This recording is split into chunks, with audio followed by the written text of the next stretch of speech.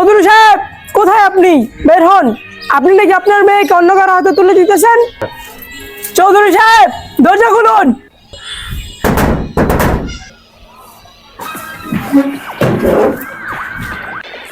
কলমের ভূতের রে সকাল সকাল ডাক দেওয়া শুরু করছে।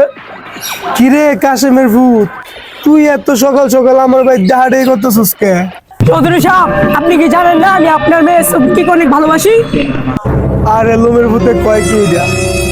চৌধুরী সাহেব, আপনি কি জানেন না আমি আপনার মেয়েকে কত আদরে রাখবো, কত সোহাগে রাখবো, কত যত্নে রাখবো?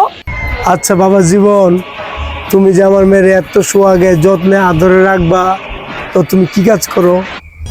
আরে চৌধুরী সাহেব, আপনি জানেন না আমি যে টিকটকে ভাইরাল, টিকটকে সেলিব্রিটি।